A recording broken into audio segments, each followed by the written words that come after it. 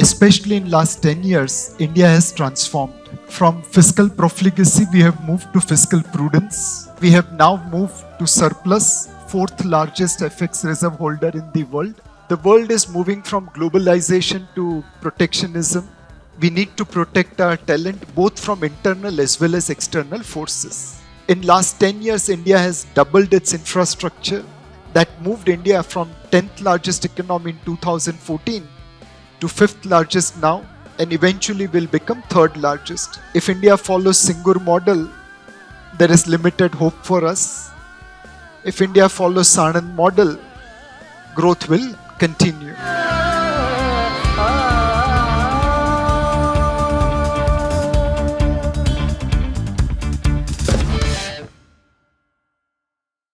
Good afternoon, and thank you WMG for having me over here. Whatever I say about India, please remember opposite is also true. About 1 kilometer from my office building, we have world's largest slum. And I can also see one of the biggest building in Mumbai. We are a bundle of contradiction. If we see over last 20 odd years, and especially in last 10 years, India has transformed. From fiscal profligacy, we have moved to fiscal prudence. And this year, the deficit target at 4.8% was ahead of market expectation. In banks, day has come where a small Indian bank called Shamrao Vittal Cooperative Bank has to say, SVC matlab wo American bank jo doob raha hai, not us. Inflation from double digit, we have become moderate. There was a time when Hindi film heroines used to sing Mehngai Maar Gayi. Now, no Hindi film heroine or Kannada film heroine will be talking about inflation. FX from crisis, pledging gold to secure loans. We have now moved to surplus, fourth largest FX reserve holder in the world. Infrastructure in the city of Bangalore, to talk about infrastructure. But please remember, I work in BKC. I have all the right to talk about infrastructure. From deficiency, we are moving to availability, if not in the city, at least outside of city. Most important is the mindset. Since the time Sourav Ganguly took his t-shirt on Lord's balcony, I think Indian mindset has moved from being tentative to confidence. And fortunately, we saw that in the Perth test match today. Yashasvi Jaiswal and played out beautiful inning. We have transformed from fragile 5 to fastest growing major economy. And obviously, there is a long way forward. Our challenge is not growth. Our challenge is uneven growth.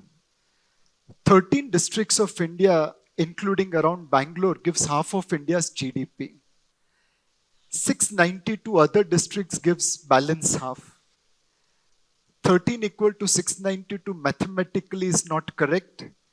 But in real life, that's happening in our own country. When China betted, there was a betting pitch. Unfortunately, when our time has come, it's changing. The world is moving from globalization to protectionism. President Trump will only accelerate. Ample liquidity to tight or adequate liquidity as inflation roars its head. Zero and low interest rates to elevated or higher interest rates. I don't give them to environmental to now bothering about environmental. Unipolar to multipolar world. And disruptions, which is both in size and scale. In this changing environment, we have to succeed. How many of you have heard about this gentleman? Well, what a stupid question. How many of you have heard about a Desi Elon Musk? Forget about you, even Google hasn't heard about it. I tried searching for Desi Elon Musk and I couldn't find a single article on it. All credit to Professor Ashok Jhunjhunwala who introduced us to Desi Elon Musk. There are 7 kids in Chandigarh Engineering College, not IIT, a third-tier engineering college. They decided to make a jet engine. They raised 60 lakh rupees. 60 lakh rupee. And collectively, those 7 kids in Chandigarh have made a rocket engine of 4,500 Newton thrust. The commercial rocket engine market for putting a small payload in orbit is 25,000 Newtons. Will those kids, when they become engineer, be able to make 25,000 Newton thrust engine? Answer is quite likely, whether Google recognizes it or not. We have talent. How do we convert this talent into successful entrepreneur? How many of you have heard about or seen this gentleman? Unlikely. This is a Nobel laureate which India could have had, but we didn't. His name is Dr. Subhas Mukhopadhyay. He got double doctorate in reproductive biology from the University of Kolkata and University of Edinburgh. Unlike in those days where talent used to go abroad, he decided to return back to India and Kolkata. In 1978, he created India's first test tube baby while working as a lecturer in a college.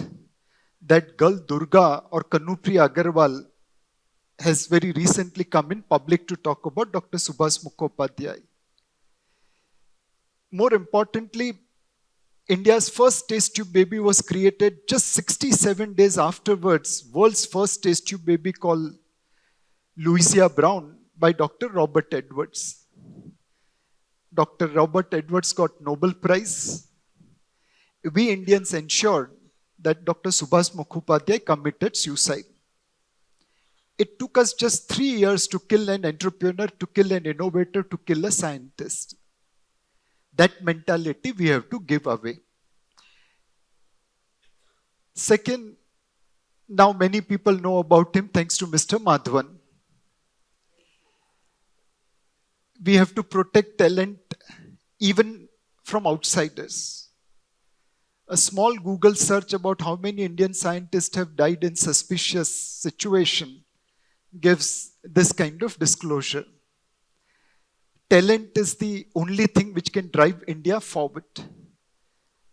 We need to protect our talent both from internal as well as external forces. Second, talent wants ease of doing business. And I'm not going to read any of these things, but please pray for our entrepreneurs. You have to maintain health record of your canteen cook. If I don't maintain health record of my 81 years old mother, that's fine. But if I'm running a factory and I have a canteen, I need to maintain health record of my canteen cook. The canteen wall needs to be whitewashed. And the definition of whitewash is as per the inspector, not as per the law. The door has to swing in particular direction under law. The workroom temperature has to be fixed as per law. Colors of official register for attendance, their paper thickness and ink both are prescribed under law. Wage slip has to be of particular font size. Restroom dimensions and driver uniform colors are specified under law. Drinking water temperature has been fixed by law. Anything below or above can put you behind the bars. Availability of spittoons. थूकदानी चली गई but कानून अभी भी रह गया है. And bicycle racks for cycling workers. These are some of the things which I have picked up randomly. All these things put our entrepreneur behind. This needs to be dismantled. Hopefully, we'll be able to improve ease of doing business that will allow us talent to score well. Talent, apart from ease of doing business, requires capital. And while this picture is not looking that sharp, it's essentially a desert and iceberg. Most of our entrepreneurs are complaining that we don't have access to capital.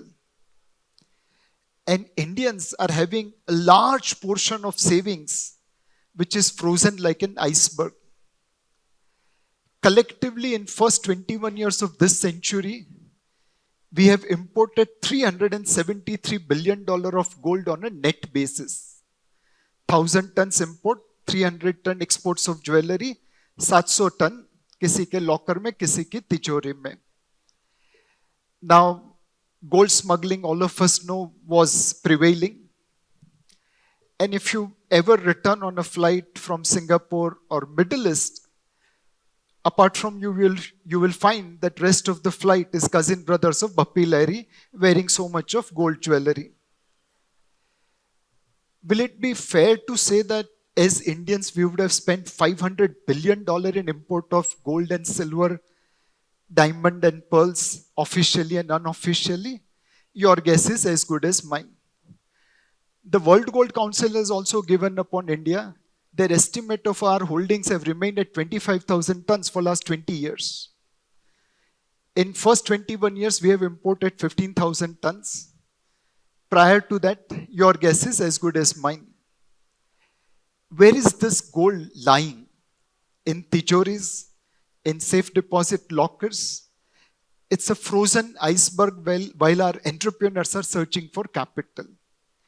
If there is a magic through which we can defreeze that iceberg, can Indian entrepreneurs get access to capital at a cheaper rate?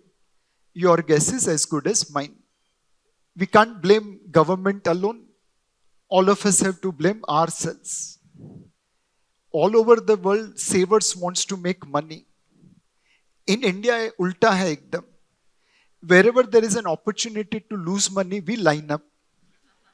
For example, in cryptos, 18 crore Indians have traded and most of them have lost money. NFTs, lesser said the better. Futures and options trading, so many people have lost their futures in option trading. Online gaming, 18 crore Indians play games and majority of them lose money. Scam. There was a company called Pearl Agrotech Corporation Limited. Decades back, they raised 60,000 crore from gullible investors. In my mutual fund, I would have delivered 18 to 20% compounded return to investors. And I wish I could have raised money like Pearl Agrotech Corporation Limited. We need to convert Indian savers from just savings to investment so that capital could be made available to our entrepreneurs. Otherwise, we'll have to depend upon foreign capital. Today, if there is a good result coming out of India's largest automobile company, largest FMCG company, largest bank, largest asset management company, largest private sector insurance company, largest telecom company, largest FMCG company, there are more fatakis going out in New York and Tokyo and London than in Mumbai and Bangalore and Jaipur, because all those companies are majority owned by foreigners. How many of you knew this gentleman? He is the greatest fraudsters of all time, Bernie Madoff. Apparently, उसने $65 billion का चूना लगाया था. How many of you knew this gentleman? Well, he is Mr. Irving Picard, and he was given mandate to recover money from all the victims of Bernie Madoff fraud. He applied simple principle of money in, money out, and recovered $19 billion of Bernie Madoff's scam money. He went after every member of Bernie Madoff, including selling their personal belongings like clothes and bags. He went after estate of a deceased investor and collected money out of him. And he ensured that not even a single person lost money in Bernie Madoff scam. This is the rule of law. Now look at India, National Spot Exchange, 1991-92 Harshad Mehta scam. Where is collection? Where is recovery? We need to provide rule of law to our entrepreneurs so that they can create entrepreneurship. Our rule of law has to make significant improvement. Now, many of us had our motor cars with sun films. Most of us had some time back. One fine day, a court order came because some noble soul had filed a public interest litigation in Delhi where the court decided that under Motor Vehicles Act passed by Baba Adam or Britishers, you could not have stick a film to the car window. What was the loss of this decision? There were so many units which were making those sun films, all of them shut down. There were so many mechanics who were putting those sun films and having job. They had to shift. Collectively, we as a consumer were using those sun films because it was helping us save on our petrol consumption. India is a net importer of petrol. And at today's prices, we are losing about $1.5 billion a year because we don't want to put sunscreen films on our motor cars. Garware, which makes these films, is exporting these films to 56 countries. 56 countries don't find this as a risk. India is the only country which believes this is a risk. You can have dark windows, you can have curtains on car windows, but you can't put transparent films. From here, we have to jump to Bernie Madoff case recovery efficiency, and which is why it is so important to have judicial reforms which can assure investors and entrepreneurs that you can do your business. Many years back, you would have heard about ozone layer depletion. It was threatening the world. And fortunately, in those days, a Montreal Protocol was created whereby Western world provided capital and technology to developing world so that ozone depleting gases can be removed out of circulation and we can produce ozone-friendly gases for refrigeration. Time has come to create New Delhi Protocol, where countries which have already destroyed environment by emitting carbon gives money and technology so that developing countries can also pursue path of growth and we get money and technology to do it. As we speak, there is COP29 going in Azerbaijan. Developed world started with $100 billion. Developing worlds are at $1.3 trillion. Yesterday night, I heard developed world has come to $250 billion. But the need is $1.3 trillion a year. There is a need for New Delhi Protocol to ensure that our entrepreneurs have level playing field in rest of the world. Europe will come with green steel, green aluminium, and so many other green things to greenwash their own crimes, and we should not let that happen. Finally, we have moved from majority government to coalition politics, and there are few things which can happen in coalition government, few which cannot. And this will have different kind of impact on growth. Uniform Civil Code, population control, build kind of contentious things will be relegated to the background. Fair enough, we can manage that. Few things will continue to happen. In last 10 years, India has doubled its infrastructure. That infrastructure spending, including renewable energy, is creating growth that moved India from 10th largest economy in 2014 to fifth largest now, and eventually will become third largest. Digital India, we are first world country. Rest of the world is far behind us. Defense and R&D boost. With two special neighbors, we have no option but to keep on investing for defense and R&D. Employment, skilling, housing, all these things are continuing even in a coalition government. And the most important thing in the coalition government which has been achieved is fiscal prudence. Many other countries are spending their way out of trouble. We are one of the rare countries which has pursued the path of fiscal prudence. Between subprime crisis and COVID crisis, we are the only major economy in the world which has reduced its debt to GDP ratio. No other country has been able to achieve that. There are few things which will happen in true Indian style: 2 steps forward, 1 step backward. Asset monetization, dheere dheere. Free trade agreements, slow and steady. Ease of doing business improving, but we need to jump and we are walking. There are few things which are unlikely to happen: land reform, labor reform, farm reform, judicial reform, strategic divestment, GST rationalization, and few things may result into reversal of reforms like pension. The thing which we are doing well will continue to ensure that India remains fastest growing major economy. This will ensure that India grows at 6, 7, 8%. If one day we can do asset monetization, ease of doing business in a more better way, and also unleash reforms on land, labor, judicial, India will probably go into double digit of growth. Hopefully, we will all develop that political will.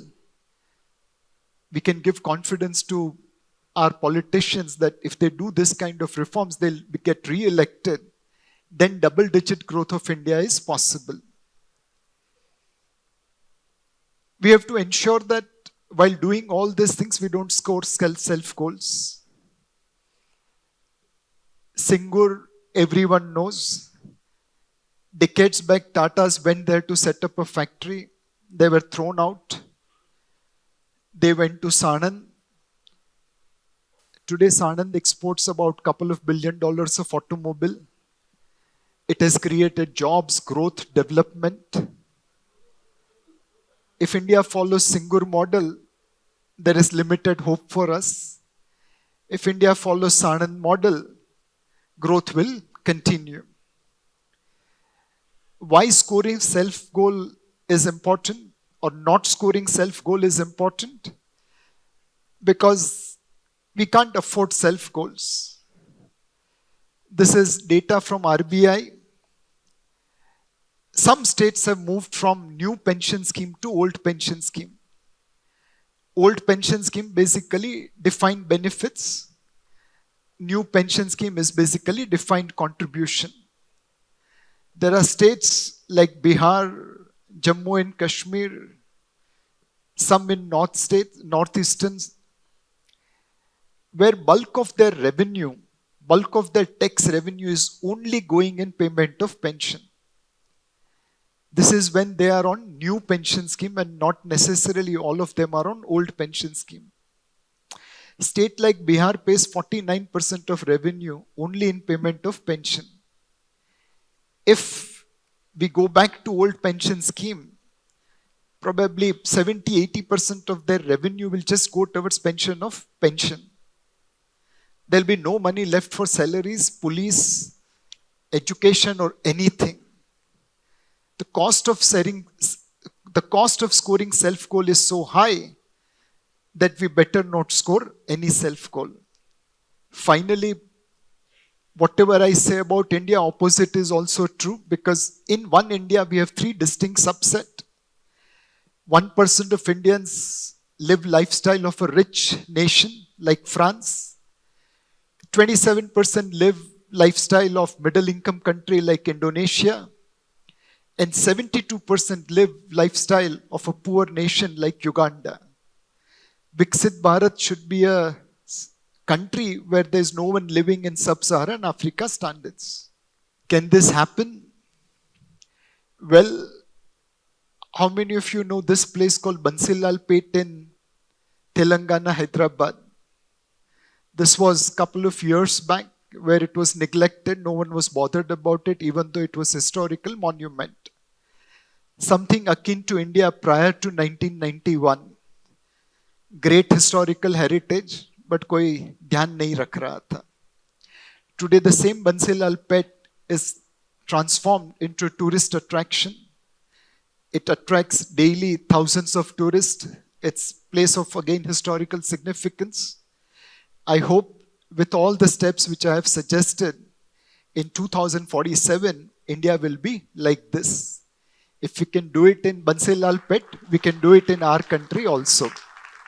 Thank you.